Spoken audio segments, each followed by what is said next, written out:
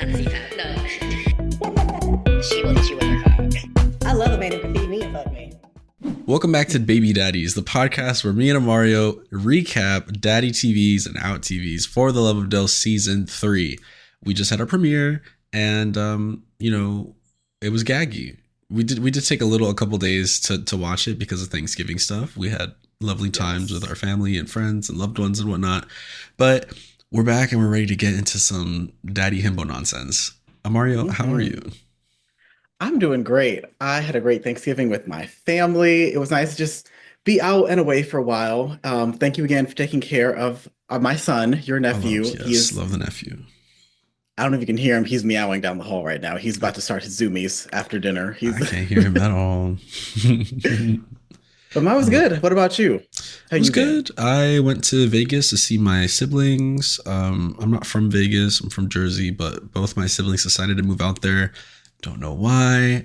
Vegas is not my tea, but I had a fun time nonetheless. And then I came back and took care of the nephew and, had some friends over. It kept it very chill. It was very chill this holiday season.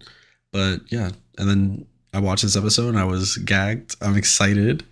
And let's just hop right in because we have quite the premiere to get through. So we start off. Stormy rolls up in a flashy red car. We got new cars. We got new mansions. 10,000 is being provided by Scruff this year. So yes, the come up. We're on the come up. Mm-hmm. I really love the shot of Stormy just like driving with like the ocean and the cliffs in the back with Dvorak's from the New World because she bringing in the new hot stuff. Like I clocked the music. I was there. I went to music school. See, you got that. I did not. And then for some reason, the ghostly apparitions of the past himbos and daddies are like flanking her as she gets out the car, which I thought was really fun. And our king, Phoenix, is the representative from the delegation to open the car door, which, my little pea brain is like, Phoenix is coming back this season. It's happening. I'm ready for Phoenix to walk out into Dilf Mansion at like episode 4. They've answered our prayers. We've been begging for Phoenix all through season 2. Literally every episode, like, when is Phoenix coming back? The Phoenix Revolution. When is she going to be reborn? She's here. She's here like a phoenix. She rises, and like dust, still I rise. Mm-hmm. I like to think, and they can correct us if we're wrong. Even if Phoenix doesn't come back this season, Phoenix opening the door, that was for us. They did that for us. They really did. For us. Like they knew, they were like, oh, they're gonna get their life on this, and get our life. We did. Mm-hmm. Stormy has a nice little opening monologue. She says the conservatives haven't figured out how to stop her yet. And she says that she has to dress like a trashy magician assistant. But like I said, I was just in Vegas like a week ago. And the magician that I saw didn't have any clothing on. She just had a couple of tassels. So I guess Stormy is just a little more, and she was a fun magician. She had a lot of card tricks, but she was pulling cards out her coochie and everything. It was wild. I mean, hey, like they said in Broad Cities, nature's pocket. You can put anything in there. Exactly. She was making well use of nature's pocket. The new mansion, I don't know if you've noticed this, it's kind of like situated between like 3 giant barren plots of land that are like gray and dirt. And then the mansion itself is like just so lush. It's almost dystopian in a way. It's like this oasis in the middle of nowhere. But I kind of love it. The new mansion's cute. It's very cute. When I saw it, I was thinking, like, is someone going to die here? It's giving, like, Family Guy. Like, that one episode where they were in the mansion by the cliff. Like, that's what I was thinking. I hope no one dies in Dilf Mansion. Like, please. I hope not.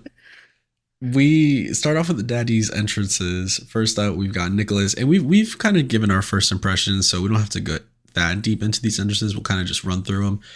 Nicholas, Fairfield, California, 44. He's a father as well as a daddy. He sounds like he keeps very, very busy. And later in the episode, he says he has 2 catering businesses. This is a man who can provide. This is a man who can really can. Like, I literally wrote here in my notes, my man got 2 jobs. Because that's literally what he was giving. And a volleyball team. And fatherhood. And coaching or whatever he said he does everything. He keeps busy. I love a man who keeps busy. And I wasn't that far off. I said he was a chef. He has a catering business. He's two of them. My research is slightly, skewed, but I just want to point that out. I did get it wrong, but I was close. You're the pop crave of daddy TV, I swear. Yeah. What is it? I'm gonna do like daddy bass or like pop daddy crave. That's gonna be my new Blue Sky account. Yeah, daddy crave. Right. I post updates. After Nicholas comes in Victor. He is a freelance writer and novelist. He's from LA by way of Florida, and he's an older gentleman with a certain sensibility. It's not just Victor, it's Daddy Victor. Daddy Victor. And the distinction when he walks up to Nicholas is, hi, Daddy Victor. Which is like as if Nicholas would have thought he was one of the himbo. He had to clarify, it's not like, it's not Mr. Victor, it's not Dr. Victor, it's Daddy Victor. Yeah, it's like when I'm gonna start doing that. I'm Dainty Jake, I can't say Demure no more, so it's just Dainty Jake. Oh, no more Demure after Vegas? No more Demure. Never Demure. Oh. Never that. Oh. Victor says he's anti-app culture, which, and this might just be me being, arguing over semantics. I get him, but I don't know. To me, whenever people are like, I'm anti-app culture, like I get it. I think there are still ways to make genuine connections despite the apps. And I feel like when people make being like anti-app culture their whole gig, I don't know. It just kind of it rubs me somewhat odd. That's probably mostly just me, though. I don't know. I'm always for the apps. Like, if it wasn't for the apps, I probably would not have met you through Davix. I would have known about Cage Fight. So, like, I'm very pro app. So, okay, that's for me, though. Yeah, the only pro app I am is a mozzarella stick. I'm sorry, that was stupid. No, I was not expecting that. That was okay. No, I am pro apps. I'm pro apps. I made most of my college friends through Grindr. I'm not gonna lie. I have made like lifelong friends through the apps. It's and also the show is sponsored by Scruffy's. Not by Scruffy. Scruff. Oh, not the conglomerate. The Scruffies. Scruffies. Scruff is sponsoring the show. They're gonna hear Victor say he's anti-app. Say, don't give him my money. They're really, so don't give him our money. Over at Scruff like HQ. the little ASMR girl, like thank you.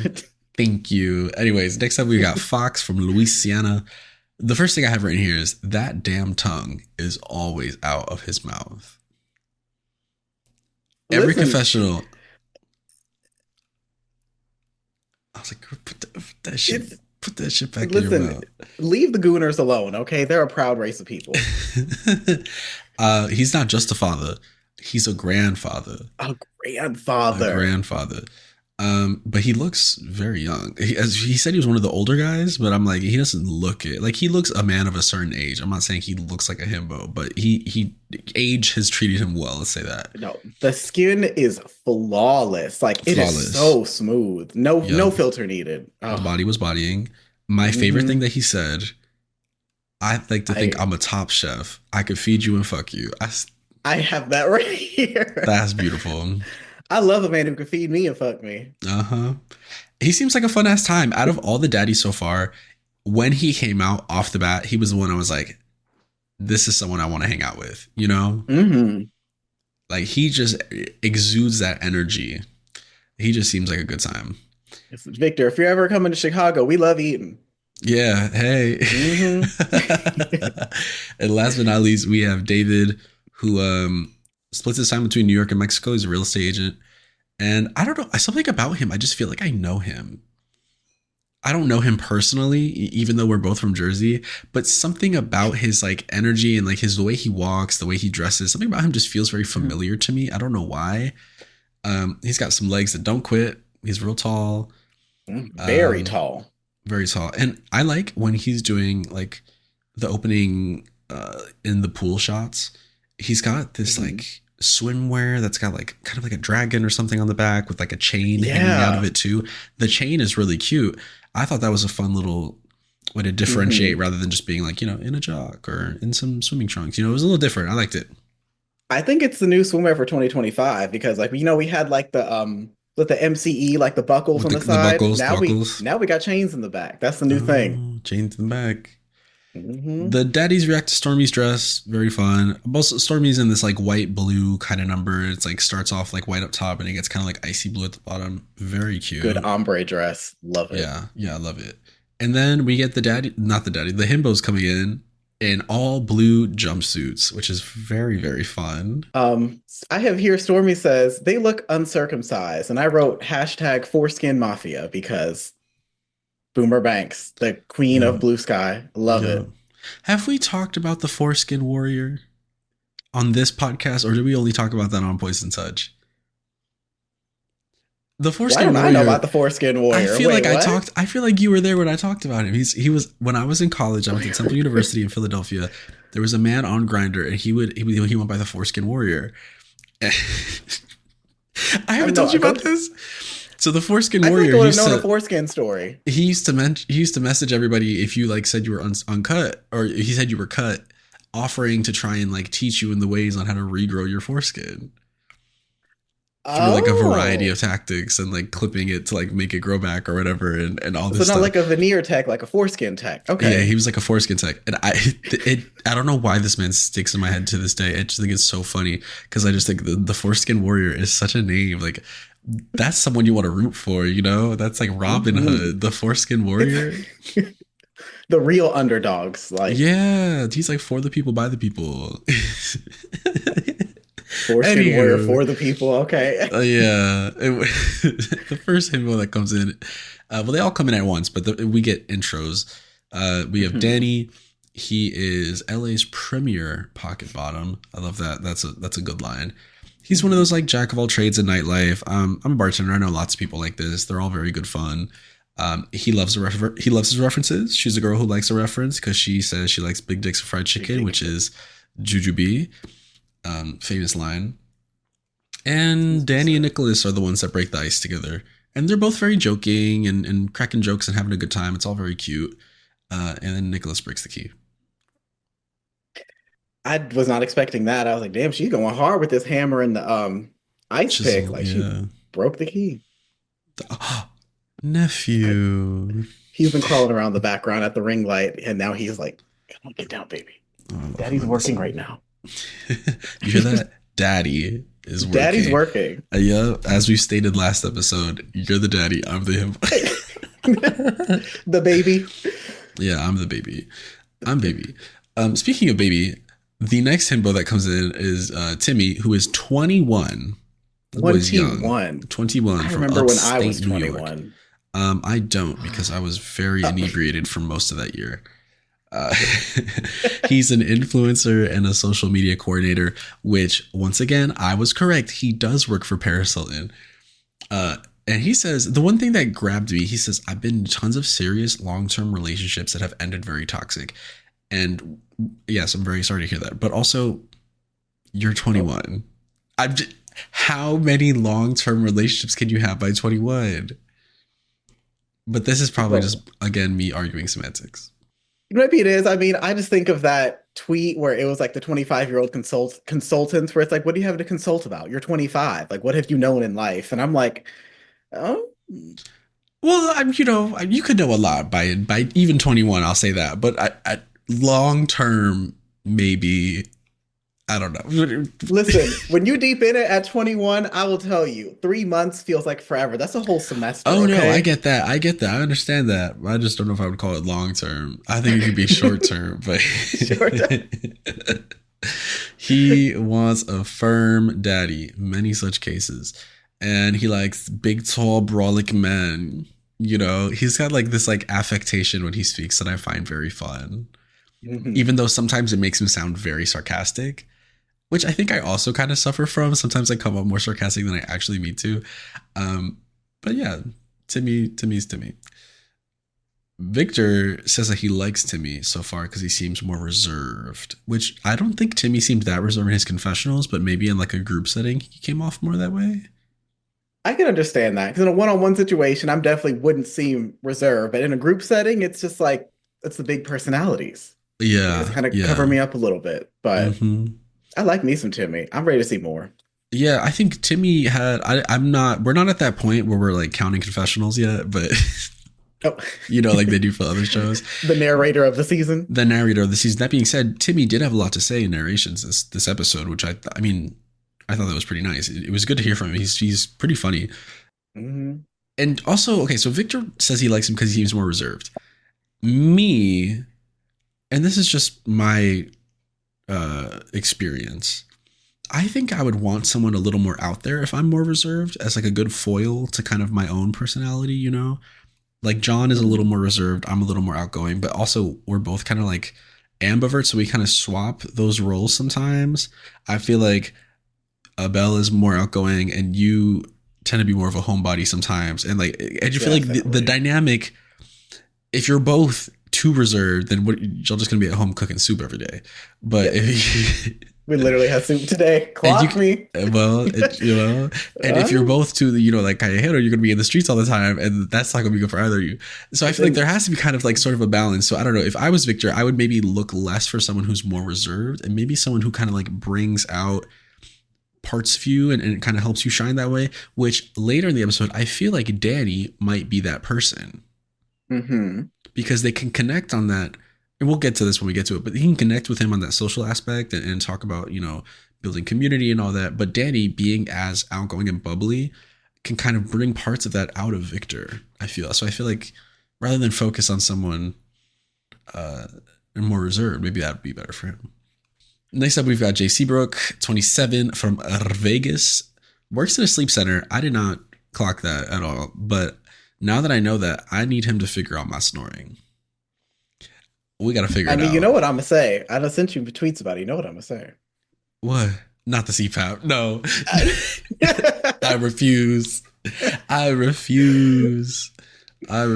No, I need to pay a visit to the sleep center. So Jay, when you hear this, next time I go to see my siblings, I'm going to hit you up at the sleep center. Sister, figure out why I sound like this. He's got a winning smile. That's pretty much all I have written here. The smile on Jay. I also wrote here Miss Jiggly J in my notes. Jiggly J with the smile. It's just 10 out of 10. I can't. Yeah. I was smitten. Mm-hmm. As a daddy, you know, I was smitten by this. Of course. Yeah. This is being a himbo is about healing your inner child and showing your inner child.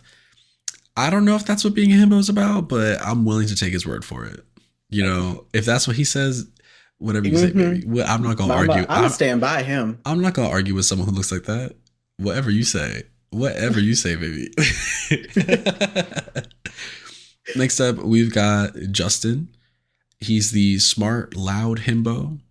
He's fun employed while he's an undergrad. And let me tell you, this is the first of 8 times we are going to hear this fun employed joke. So buckle up.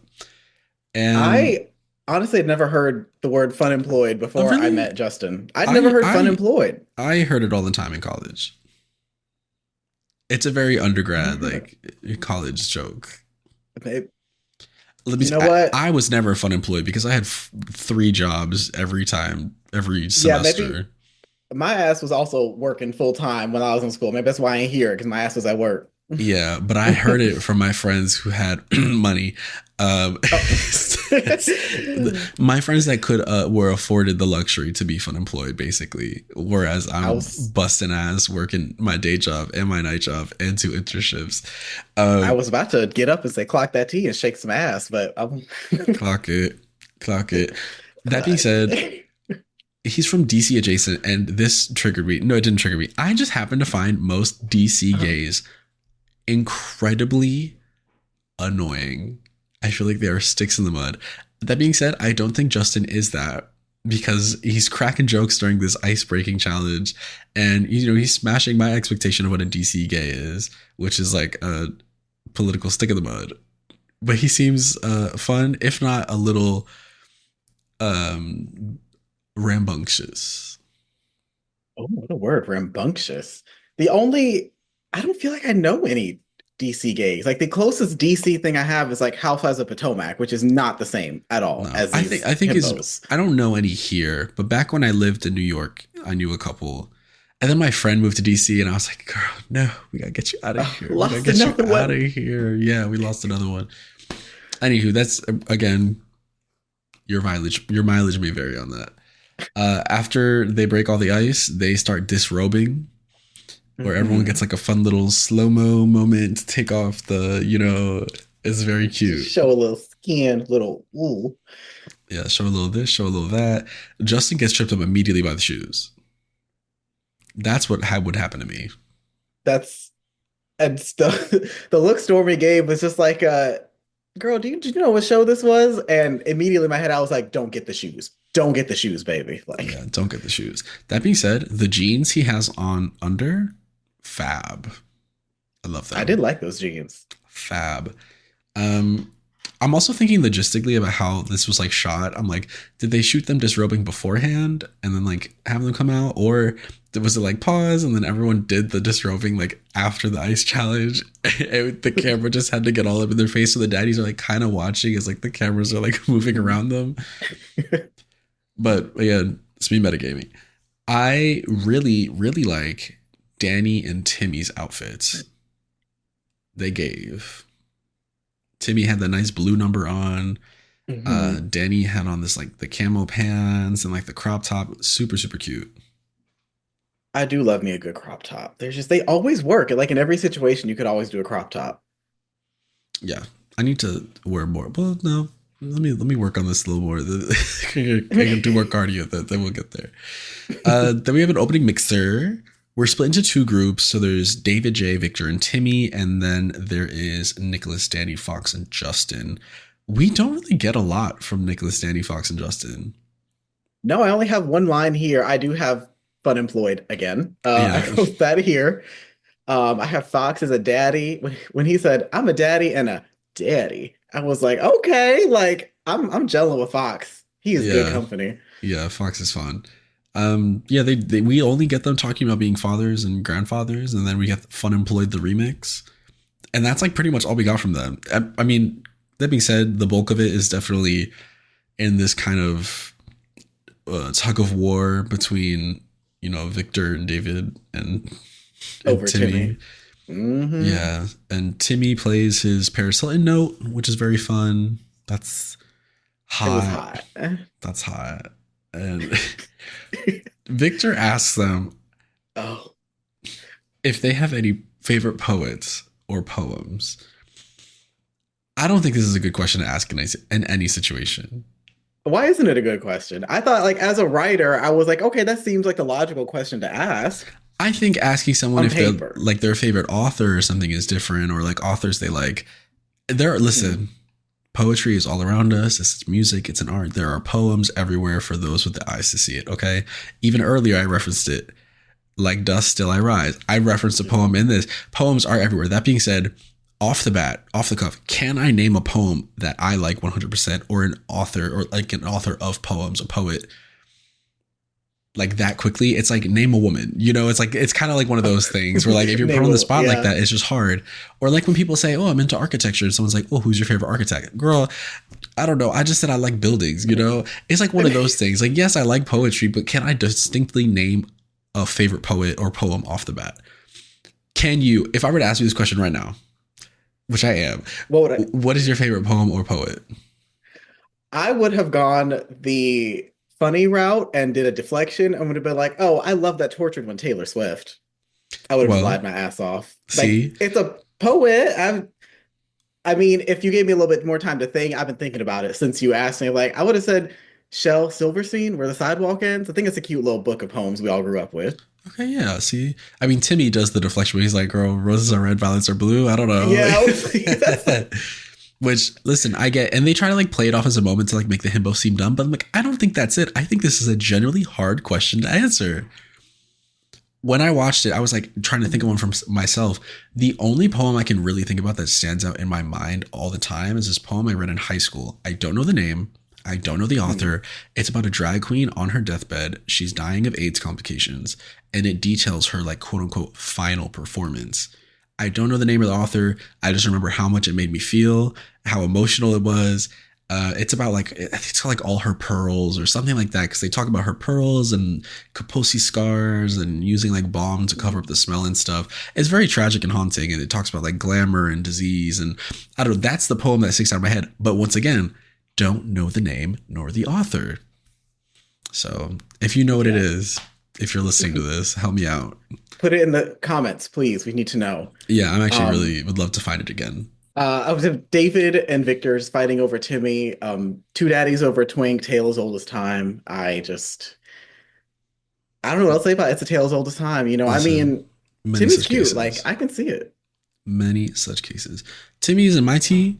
I think Timmy and I would be sisters. I think Timmy's got a lot to say.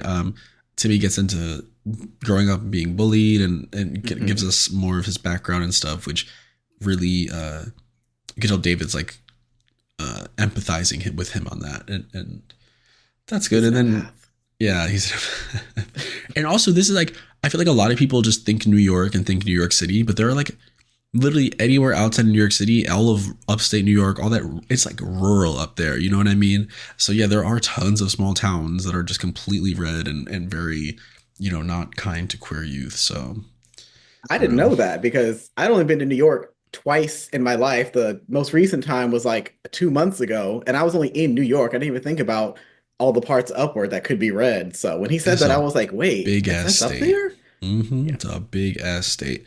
I love how he said, I've lived 7 lives, or whatever they say. Whatever they say about cats, right, Quesadilla? He's crouched. He's in my lap right now. How do you mess that one up? Anyway, after this, the himbos and the daddies get into their bedrooms and they're talking about who bottoms, and Justin says he's ideologically and politically against bottoming, which go off, sister. Listen, anti-bottoming, save the penguins, okay? Yeah. And then Victor brings up Timmy, knowing damn well David's gonna pipe up about it. He's like giving him little breadcrumbs to try and like evoke something out of him. And the himbos are talking about daddy swapping. Finally, this is what I want to see. I have been waiting. My biggest complaint from the start of the show has always been that the himbos and daddies, for the most part, kind of just stick with whoever they meet first. You know? That is a thing. In season 2, we did get a little less of that, but the person who did it, Aaron, if I remember, was like, hey, we need to meet different daddies. They shot him down. They shot him down hard. Like, but it's a dating show, like Candy said. It's a roast. Like, so yeah. So I'm glad that they're all kind of like on board for being like, yeah, we're here to meet all these people. Let's meet all these people, you know? The daddies, not so much, because later in the episode, Fox is like, Jay is mine. Victor is like, Timmy's mine. David's the only one who's like, yeah, let's meet other people. But even while he's saying that, he's saying it to the end goal of only talking to Timmy. So it's not like he wants to meet everyone else. He just wants to talk to Timmy. So, you know, there's a bit of an... It makes for good TV. It does. It does. But there's definitely an ideological divide in terms of whether you stick with the pair or whether you meet other people. And then they get some Tyra mail, for lack of a better word. Good thing you didn't use the other one that's banned from RuPaul. Well, I was really going to write that. Oh, yeah. They get a he-mail.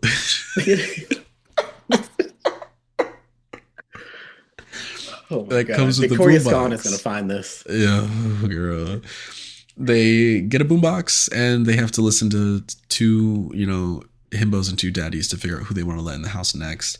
The himbos get to listen to Adonis and Samuel, and the daddies hear from Patrick and Robert. I have written here, Samuel is the BB himbo, Adonis is the Cuban poppy. Adonis, he says this, yeah, I have the body of a god. I have the name of a god and the body to match it. But it sounds like he's supposed to say something after that, like it's teeing up for a third thing. Like the inflection is like, yeah, I have A and I have B, but C. You know what I mean? Like it should have been like, I don't know. It just sounded like it was teeing up something that didn't come. And then Patrick is the globetrotting daddy and Robert is the tired sales exec. Oh, I wrote here tired old showgirl, but... No, that's according to Nicholas. Yeah, tired old showgirl. That's what Nicholas said. That is what Nicholas said. I'm paraphrasing. Yeah, in so many words. The daddies are shook up by Patrick, and they're like, "Oh no! So let's bring Robert in." Foreshadowing. Foreshadowing. Timmy says, "I thought this is something my grandparents used in the 50s or 60s." I was like, "Girl, yeah." Hey, mama, welcome to the 60s, because they had boomboxes in Hairspray, I guess, you know. I guess. I'm like, Listen, Timmy don't know about that, okay? Cut her some slack. are the youth unaware of like b-boys? Does breakdancing mean nothing to y'all? You know, boot The boxes are, breakdancing, it was a meme at the Olympics. That's what I know. yeah, that's all I know. Victor and David go out for a little chat. I have written here, David's legs don't quit. Because in this, the full body shots of both of them, David just has legs for days. Mm-hmm. And Victor's like, well, what's tea with Timmy? And David says, I like his ambition, his story. And then Victor's like, okay, well, what does that mean for you? I mean, you know damn well what it means for him, bitch. Girl, come on This now. brings back like episode 2, when the twins is like, are y'all gonna fuck? Like, that's what it kind of reminded me of, honestly, that conversation. Very bad. It's like, girl, just let them talk. And Victor's like, no, Timmy's the one. And David's like, well, we should connect with the other himbos, but also let me talk to Timmy. And then they basically like end it and shake hands. But then David does it like, I like to call it the like aggressive male head nod. We're like, okay, yeah, all right. Mm-hmm. Like, this was nice. It's like, oh, chill it, pump the brakes. And then Timmy and Danny talk about daddies fighting over people, and that's pretty much it. Which leads us to the Delta Himbo Nudes frat party. Yes, the Delta Himbo Nudes. Lead us through this. I would have loved a Scream Queens reference there. Let me start out with that, because I'm Scream Queens pilled forever. I was looking at the Greek alphabet. I was like, is there a way to make it look like it says fag? And then there's not really a good way to like have like, because it's always 3 letters. So I was like, I don't know if there's a way to do it. There really wasn't a way to do it, but it would have been silly. And here, first we start off with Victor talking to David, like, are you having fun? And in my mind, Lady Gaga's just I'm not having fun tonight, because David was very not happy, because they was both trying to get up in Timmy, and Timmy was just in the middle, just like loving it. He and Danny were talking earlier on the dock about like, Danny was like, what if 2 daddies fight over you? And Timmy was like, I'm gonna live for it, it's what I came for. And baby, they fighting, they swatting. First, it starts off with, like I said, Victor having fun. They're talking, and Victor says, I brought a typewriter. I could write a poem for you. And I don't know if he played Alan Wake or not, but a lot of things went bad when you got a typewriter by a lake, but we'll save that for another podcast. How did this man bring a typewriter? Typewriters must have gotten smaller in recent years, right? Like they got to be tiny now. I think so. I know he's not lugging around this big old The Shining, all work and no play makes Victor. I don't know. Does he think he's gonna get some writing done here? I mean, from what we were told about the filming schedules, baby, there ain't no time for writing. Them cameras start at 7 a.m. and they clock out at 11 p.m. Yeah, and then I feel like on your day off, you're not gonna want to be writing. You're gonna be like so tired from filming. You're just gonna be chilling. I don't know. I appreciate the expectation of telling yourself you're gonna write and bringing a typewriter. I just don't think, from what we know of the production schedule, good luck, Charlie. But yeah, good. So Victor, so David combats the typewriter with like, I really enjoyed your life story. I really appreciated what you had to say earlier.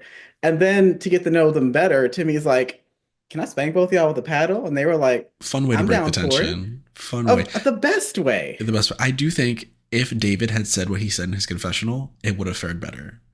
Like, because realistically, like him being like, I like your story. It's like, okay, yeah, sure, whatever. But that's not a typewriter. If he had just straight up said, I don't have a typewriter, but I could do lots of other things, that would be like, ooh. See, you gotta let's bring it out. I mean, I know the confessionals are like, the aside things, but like bring some of that stuff out, because that's how you get it. You gotta play the game in that personal session. So yeah, they do the frat paddle thing. Victor says gently. I said, girl, if you don't take that damn paddle, take the paddle, because then David sees that and is like, oh no, harder. I can take it. So like if you're really in competition with this daddy, you don't want to have him see gently, girl. It's a paddle. You'll be okay. So I wish he had been a little more gung ho about like, leaning into the experience of it and be like, yeah, hit me, instead of being like, no, gently, like, no, you can handle it. Victor's tender. Okay, listen, like artists, like we're Yes, soft. but when we're in competition, sometimes Okay, no, sometimes baby, you get hit with the pat paddle me. and then you sit on the donut later, okay? The don't. Oh God. Because you know they yeah, got leave me donuts some on set. preparation age. They got donuts on set. I'm not. I know they got them. Anyway, that's what I thought. I enjoyed the little paddling moment. I wrote here David had that cheek jiggle when he was getting smacked. I mean, it's the legs all the way up to the ass. Like it's That he did. Mhm. And then afterwards they kind of break away, and then Danny comes up to Victor, which was what I was talking about earlier, and they strike up a conversation and talk about writing and community building. And Danny talks about like he works with a lot of The Asian Asian nightlife community. performer, the Asian community, and is sets up cabaret shows and drag shows and dinners and all that stuff, which Victor really likes. And I feel like they are building up to them, at the very least, getting to know each other a little bit more, which is interesting. Let me break over to Jay, Fox, and Nicholas. The daddies do not want to share. The daddies are greedy this season. They're greedy this season, girl. So Fox, Jay, Nicholas, they're talking. The first question Jay asks, like, so how do y'all connect with people sexually? Because, I feel like it's one of those things that people like don't want to talk about, but also it's important because like emotional compatibility is great, but like sexual compatibility also matters too. Yeah, Like, I mean, feel like the I can't fuck question your was brain. vague because I don't know if how Nicholas responded was really answering the question. Because Jay said, "What turns you Deflection. on?" And Nicholas says, "I'd run you a bath." That doesn't necessarily correlate. Also, earlier, I want to touch on this real quick because I thought this was interesting. When Jay is like, "Do y'all like what you see?" And Fox says, "As if I could turn that down." You know what I mean? Meaning like, he did. like, are you Yes. crazy? Of course I like what I see. But Nicholas mishears him or like misunderstands what he means. And it's like, well, I wouldn't turn you down. And I'm like, no, girl, that's not what he was saying. So it's like they had this like miscommunication that just ended up in this awkward moment. And then because then Fox had to explain what he said. And it was like, no, like, it was weird. But yeah, then he says, I'm gonna get you flowers, run you a bath and all that stuff. And Jay says, okay, a lot to think about, which from what I know of JC Rook, don't know if that necessarily, if he cares that much about that. I'm not gonna say I know Jay, but I mean like, I know how to get the girl what she wants. I know she wants tickets to a show. She wants to go to a rave. But she's like, a bath, fuck a bath. I want to be out on the street. I want to be dancing. Take me to the rave. From what Nicholas was going for, so Nicholas, he's a working man. He got 2 jobs, he kids, he got the whole thing. So maybe his idea of intimacy was like, let me run you a bath, we'll have a good chill evening. Like, I think that's where he was trying to go, but maybe it didn't come out right. That. But with how much he works, baby, let me run you a bath. Let's help you decompress. Me, I'm decompressed. I'm hungover from the rave yesterday. I spent all day chilling. I had some fun. I'm good. Let's get you decompressed. Then Stormy enters and she's in this like sickening black dress and trench coat moment, which is very, very fun. And she introduces us to the new daddy and himbo that jump in. First up, we got Samuel, 27, from LA. And this is just a reminder, these promo pics, and I'm sorry to whoever the photographer is, these promo pics did nobody justice. No, the photographer was great. They're great pictures. The editing is great. But like seeing them live moving around in the episode, I was like, baby, everyone here is like 10 times hotter than the photos. I try to be kind. I just don't think they were good photos. This is no shade to the photographer. I just don't think they were good photos. None of the photos did anyone justice because literally every single person looks way more hotter miles hotter. Miles hotter. Samuel comes up and I'm like, oh, Jesus Christ. And from what we got the photo, I was like, Samuel's cute, but I was like, oh my God, No, when Samuel came out that water and the one piece, the singlet thing, I was like, ooh, I am, what I'm saying? Mama, pussy was creaming. She was wet. Oh my God. He wants a communicator, a role model, someone direct. He said his fun fact was that he had assets in the front, assets in the back. I don't know if I like that as a fun fact, but all right. I That's, mean, you I know, had fun with the facts. I don't think I liked either of their fun facts, but that's because to me a fun fact is like something that's like really obscure. And I guess Roberts was obscure, but even then I was like, this is kind of boring. I wanted Samuel to say something, you know, that would really gag us, you know, like he ate a mosquito in the fourth grade and I don't know. We love Fear Factor. Okay. I don't know, something fun. Assets in the front and assets back where we can see them. She did come out in the tidy whities and the shoes. That's it. Oh, and Yeah. socks. And socks. And so, yeah, which great fit. Next up, we got Robert. It's the daddy that comes in. I have right here body. And Dr. Joe says, I guess Robert sounds tired from the gym, fellas. Clock Robert it. said. Robert came out. That's literally the first word I wrote. That's what Fox gave us. It said body. Like it was body, body, body, body. Like I could hear the. Yeah, which I think it's less that Robert sounds tired. Well, He sounds. The word I would use, I'd say he sounds very like clinical, very business, because he did say he's a retired sales executive. I have written here, years of sales executive training is why he talks like that. I didn't know how else to like, I'm still trying to formulate how I think about how he speaks. To me, he speaks kind of like an accountant almost. I don't know. I think clinical is probably the best word. Yeah. It's the very daddies are just shaking like, their boots though. Hey, you're in debt. Yeah. That's like, that's what I get. Mm-hmm. So the daddies are shaking in their boots because they're like, Jesus, we picked the wrong one. We picked the wrong one. Robert is Nicholas also is a shaking father. most of all. And also from upstate New York, which I wonder if that'll come up between him and Timmy later in the season, or if they're going to even have a chance to talk, because it looks like Robert and Samuel actually hit it off pretty well. They chose each other. They chose each other. I really like how Samuel speaks, like the way he talks. I feel like is very, it like kind of like draws you in a certain way. I don't know. Pay attention to how he speaks next time you watch episode 2. Because to me, I was like, oh, I just really like how he talks. I don't know. I just want to hear him talk. If you want to read us any books, like, we will accept all messages, photos, and voice notes. We will take whatever you got to give us, Samuel. We'll take it. Yeah, we'll take it. And then we can use that to help train Robert to unlearn years of sales work fighting against him. Because you could tell Robert wants to have fun. He wants to have fun. But that sales training is like, it gets you. She's whipped. Yeah, we need the peaks, we need the valleys, we need to emo, bitch. Like, now that you say that is one note I wrote here whenever he was doing his little voiceover on the ancient boombox technology was I kind of wanted more highs and lows. And I'm like, maybe it's different. Like, being on camera is scary, but now that it all makes sense with the sales executive thing, like, oh, that's why. Yeah, they're not allowed to get peaks and valleys. You get this. But when he's talking to Samuel, he like laughs and has more of it. I just think when he's doing the confessionals, it feels a little more stiff. And that obviously that comfort comes with time. It is hard to sit in front of a camera and talk. Listen, I get it. I do it all the time.